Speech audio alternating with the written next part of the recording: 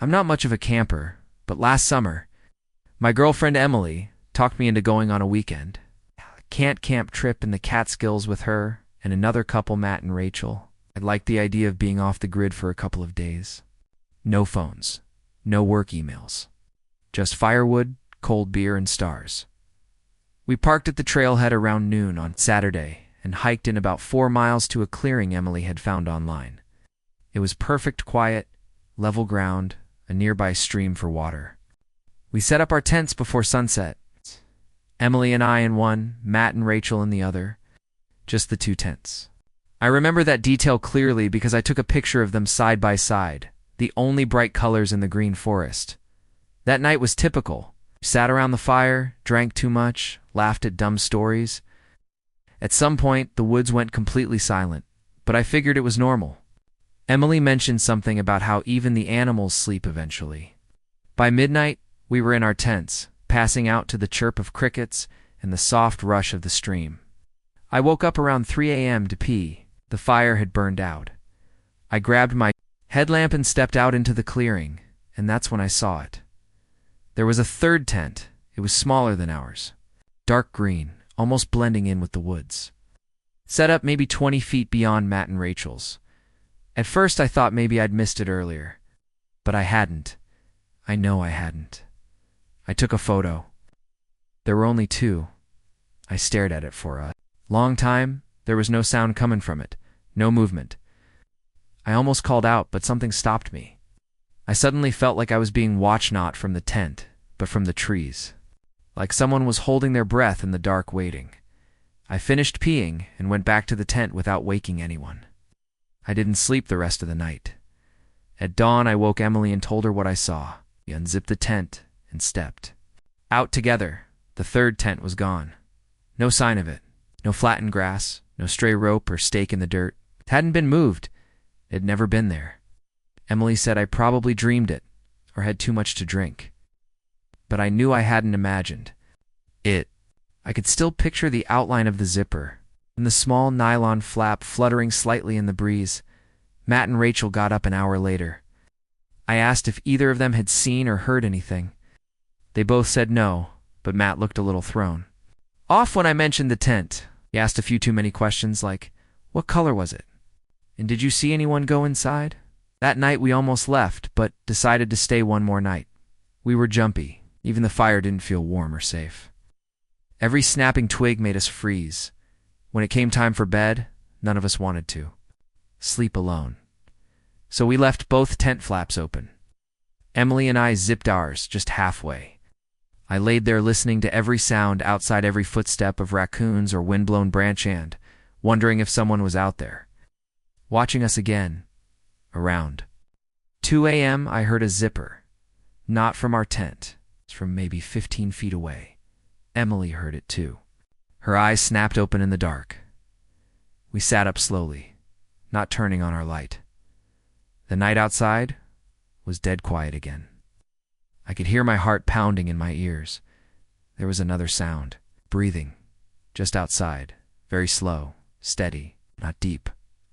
Like someone running or working, just controlled. Calm. I looked over at Matt and Rachel's tent. I could see a faint shape inside one of them, shifting around. I whispered Matt, but no answer. Then there was this faint scraping sound, like something being dragged over the dirt. Finally, I couldn't take it anymore. I unzipped the flap and shined my light out.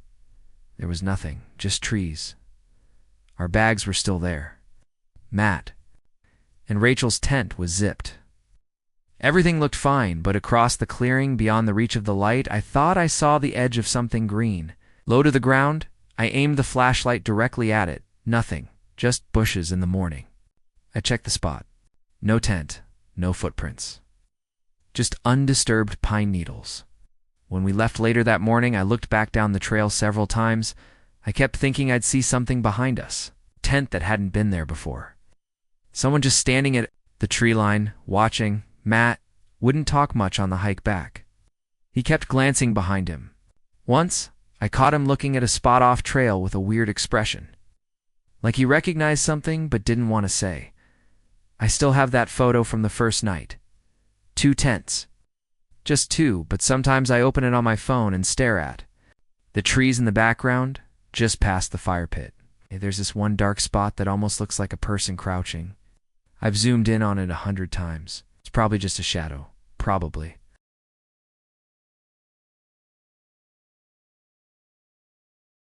I was driving home from a friend's wedding last fall, somewhere in upstate Pennsylvania. It was a small barn wedding, beautiful but remote. I stayed through dinner, danced a little, had 1 beer, decided to drive the 3 hours home instead of booking a motel. It was just after 10 p.m., and the GPS said I'd get back a little after 1. The first 2 hours were uneventful, just long stretches of highway, dark trees on either side, barely any cars. I had a playlist going, sipping a cold coffee I bought. At a gas station, it felt peaceful. It's lonely, but peaceful. Around midnight. My GPS told me to take an exit onto a smaller road state route. Something I forget the number. I remember it felt strange how quickly the road narrowed. No lights, no painted lines, just cracked pavement between walls of trees. A few minutes in, passed a sign that said, "No services next 40 miles." That should have been my warning, but I was already too deep to turn around. About 20 minutes down this road, I noticed my gas gauge had dropped way faster than it should have. I'd filled up earlier, but now I was under a quarter tank. Maybe a leak? I slowed down, scanned the sides of the road for a place to pull over. That's when I saw the gas station. It came up suddenly on the right, the faded red sign that just said gas in peeling white letters. 2 old pumps, a small shack of a store, and a single overhead light flickering weakly. No other cars. The place looked like it hadn't been updated since the 80s, but the pumps looked functional, and the light was on. I pulled in, parked by the right pump, and got out. The air was cold, totally still. No bugs, no wind. Just that soft buzzing from the light. I looked around. There wasn't a soul in sight, but the door to the shop was open a crack, and a small open sign glowed. In the window, I walked up to the door, pushed it open slowly. A little bell jingled. Inside was dim, dusty, and silent. No music, no TV, just a few racks of snacks, faded postcards, and a counter at the back. There was a stool behind the counter, but no one sitting on it. I waited, called out, "Hello, number." Answer, there was a little bell on the counter. I tapped it once. The chime echoed longer than it should have. Still, no one came. I looked around again, feeling the back of my neck go tight. The store wasn't big. I could see the whole interior. From where I stood, there was a hallway near the back, unlit, with a single closed door at the end. Something about that door made me uncomfortable. I called out again, louder. "Hey, need to get some gas." Suddenly I heard something. Not from the hallway, but outside, footsteps on gravel. I turned and saw a figure walking out from behind the building. A man, middle-aged, heavy-set, maybe in his 50s, wearing a stained gray t-shirt and jeans. No uniform or name tag, hit a slight limp. He didn't wave, didn't smile. Just walked straight to the pump and looked at my car like he was inspecting it. I stepped out. Hi. Sorry, just trying to get home. Do these pumps still work?" He didn't answer right away. Then without looking at me, he said, "Yeah, you pay inside." I hesitated. "Can I use a card?" He shook his head. "Cash only." Didn't like the way he wouldn't meet my eyes. But I had about $40 in my wallet, so I handed him a 20 and said, "Just give me enough to get me to the interstate." He took the bill without a word and walked back into the shop. I stood there a minute. Then I turned to look at the pump and realized it didn't even have a digital display. It's just those old spinning number dials, and they weren't moving. I walked up to the window and peeked in. The man wasn't at the counter. He wasn't anywhere. I stepped inside. "Hello?" No answer. Then I heard a sound. Behind me, footsteps again, faster this time, coming from behind the building. I backed out of the store and got into my car, locking the doors. I kept my eyes on the rearview mirror. A moment later, another man stepped out from behind the building, younger, wearing the same gray shirt. Then another, and another. I don't know how many. 4, 5. They all looked similar: gray shirts, jeans, blank expressions. None of them spoke. They just stood there, maybe 15 feet from my car, watching. I turned the key. The engine stalled. I tried again. This time it roared to life. I threw it in reverse and peeled out of the lot. One of them raised a hand, like he was going to wave or maybe signal someone, but I didn't wait to find out. I didn't stop driving for another hour. Just kept going, heart racing, eyes flicking to the mirror. I never saw them follow, but I never shook the feeling they'd memorized my plates. When I finally hit the interstate, I pulled into a real gas station. Lit, modern, busy. I asked the guy at the counter if he knew about a station back on route whatever, about 40 minutes east. He looked confused. A gas station out there? That road's empty? Been for years. I even checked Google Maps. Nothing's marked, not even a building.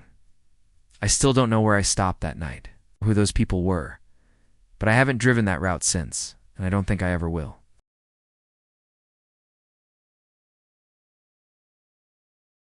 It was supposed to be a quick break. I was driving cross-country last year, moving from Chicago to Portland. Took a southern route to avoid the snow, and by the third day, I was deep into rural New Mexico. Dry, flat, endless stretches of road. Beautiful in a way, but eerie too.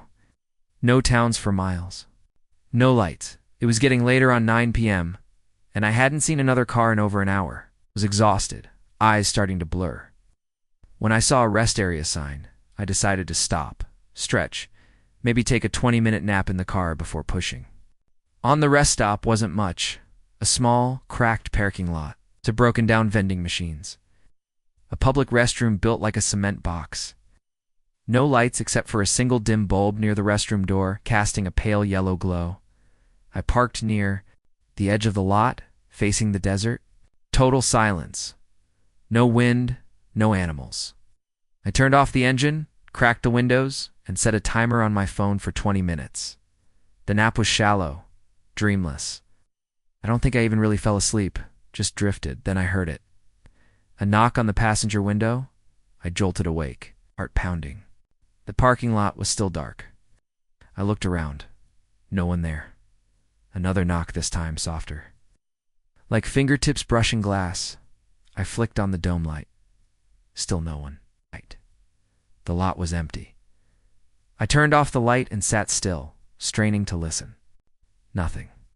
Just silence pressing in on all sides. Then I noticed my rearview mirror. There was a car parked behind me. No headlights. No engine. Just sitting there.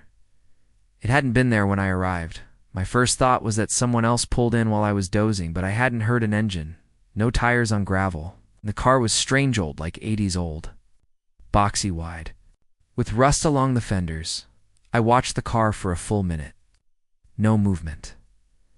I tried to brush it off. Figured maybe I was just spooked from sleeping to light. I reached for the keys, and then the car door opened. The driver stepped out. He was tall, thin, wearing a long dark coat. I couldn't see his face. He stood just behind the glow of the restroom bulb. But he wasn't walking toward the building. He was walking.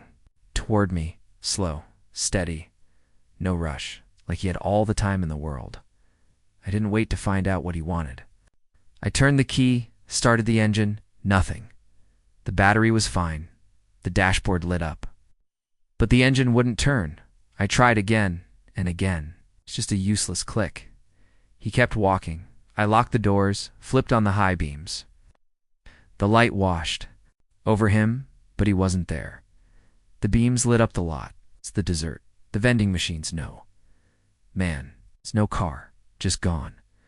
I sat frozen, hands gripping the wheel so tight my knuckles ached. I was breathing shallow, afraid to blink. Then something moved in the mirror. He was behind my car again, standing perfectly still. Closer this time. I hit the horn. Just one loud blare in the dead silence. He didn't flinch, didn't move. I didn't. Know what else to do? I threw my car into neutral and let it roll. The lot sloped slightly. I coasted a few feet forward, just enough to get away from him. Then the engine started clean. Smooth. I floored it. I didn't look back until I hit the highway. When I did, the rest stop was empty again. No car. Man, just that pale yellow light by the bathroom. I kept driving for hours, too scared to stop. Eventually pulled into a motel around 2 a.m., checked in, locked the door, sat on the bed trying to explain it to myself. Maybe I imagined it. Maybe I was dreaming and didn't know it, but the part I can't explain, what really messes with my head, is this. In the morning, I went back to the car to grab my bag. There was a smudge on the passenger window, for long streaks, as if someone had dragged their fingers across the glass. From the inside,